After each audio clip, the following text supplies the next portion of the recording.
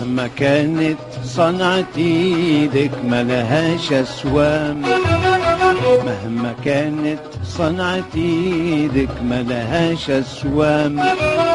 يبارك ربي ويزيدك، يبارك ربي ويزيدك يا اخويا الخدام. وهذه صناعة واحدة أخرى، هذه شنو هي؟ هذه صناعة النحاس. أو كالسيد غاديك يخرج من المناجم، ثم مناجم غاديك يخرج فيك الأحجار وفيه منحاس هكا موجود غاديك النحاس في البرويطان، وبعد كاشي يعديه للفرن غاديك، فرن هذايا خاص يذوب النحاس، هاكا يذوب النحاس كيما هكا، وبعد يهبطه لهم الجماعة هذوم لهنا.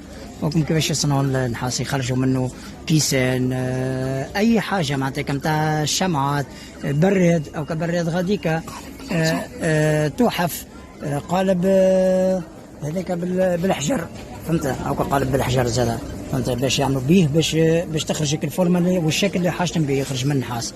وهذاك غاديك يحمش، هذاك يحمش كما نقولوا في الفرن، اللي غادي يحمش في الفرن يدخلهم في الفحم باش معناتها الاخر يذوب هيك النحاس باش يستعملوه الجماعه.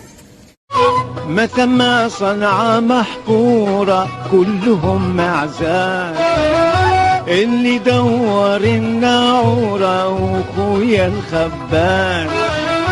ما ثم صنعة محقورة كلهم معزال، اللي دور الناعورة وخويا الخبال.